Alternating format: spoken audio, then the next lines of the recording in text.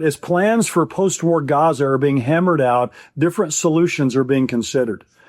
But the one that seems to be gaining the most traction is a mass deportation of Palestinians to Libya in North Africa.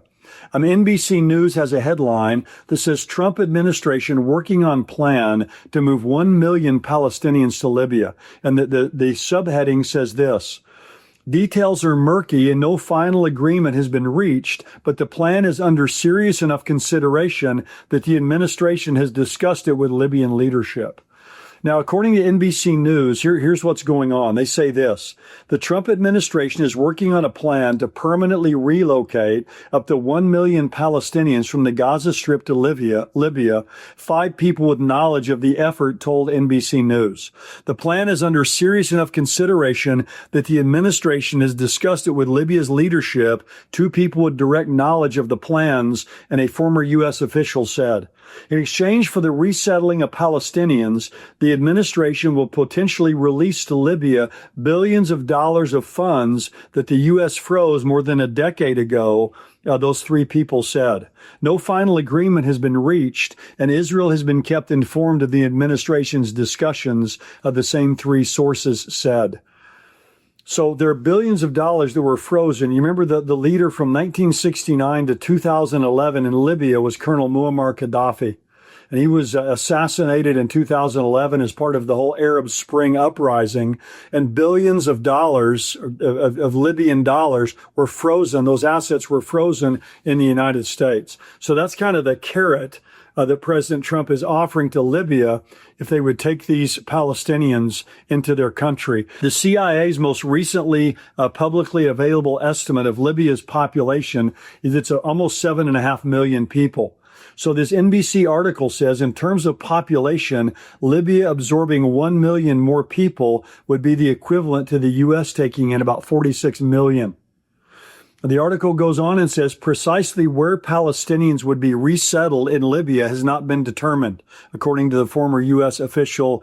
Administration officials are looking at options for housing them and every potential method for transporting them from Gaza to Libya by air, land, and sea, according to one of the people with knowledge of what's happening. So, of course, this would be a massive undertaking, a logistical nightmare, moving 1 million people.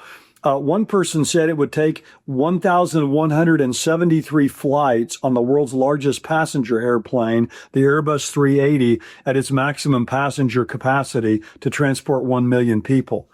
Also, there's no airport in Gaza.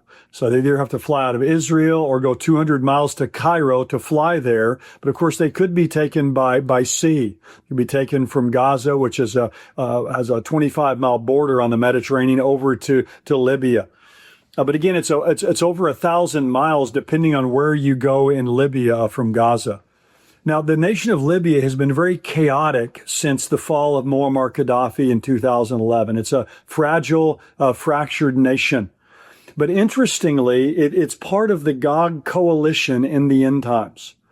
In Ezekiel 38, verses 1 through 6, there are 10 proper names that are mentioned there that will be part of this coalition. Now, the one named Gog is the leader of the invasion. The other 9 names are geographical locations. An ancient Put that's mentioned there, P-U-T, was the land to the west of Egypt, which is modern-day Libya. So Libya, modern Libya, is going to be part of this invasion. It's going to involve Russia, Iran. 4 of the names there are Turkey. It also will include Sudan, which is also a radical Islamic nation today. Now, the question is, it's kind of been over the years, Libya has kind of been an outlier. You kind of ask the question, why would Libya join a Russian, Iranian, Turkish-led coalition? Well, think for a moment about this growing coalition. You've got Russia, that today is the assertive, aggressive nation we would expect if the Gog-Magog invasion is near. I mean, Vladimir Putin is the kind of leader presented in Ezekiel 38. He's escalating the conflict and the carnage in Ukraine. Russia's former president, a man named Medvedev, he just threatened World War III just a couple of days ago in light of some of President Trump's recent comments. So things are heating up on this front. Iran and Turkey, two of the other nations mentioned in Ezekiel 38, hate Israel and wouldn't need any further incentive to attack. So, these two nations, obviously, Iran and Turkey, hate Israel. They've threatened Israel many times in recent months. But you ask the question, well, what about Libya? Well, one thing I think is fascinating is just here in the last few months, Russia has been pivoting from Syria to Libya.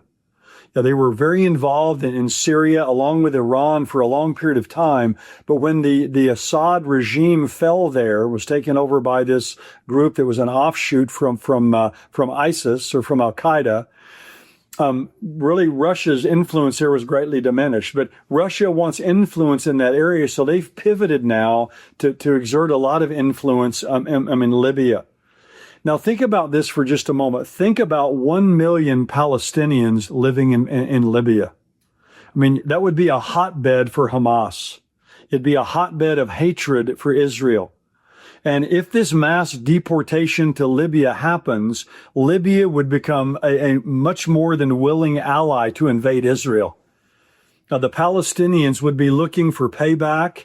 They'd be looking for vengeance for the destruction of Gaza and their forced deportation. They would be the most motivated people in all the world to attack Israel and to destroy them. They would jump at the chance to join a coalition to invade Israel. Now, again, this hasn't happened yet, so time will tell if Libya is the place where these Palestinians are deported to or not. But all the pieces are falling into place. And the Palestinians will have to go somewhere. If President Trump's desire that, the U.S. is going to control this, if Israel's desire is that they're going to control this, if that comes to pass, all these Palestinians are going to have to go somewhere. And wherever they land, they're going to take their hatred and their hostility for Israel with them. They're not going to leave that behind. In fact, it will be inflamed more than it's ever been before. And it'll only be a matter of time before this explodes again.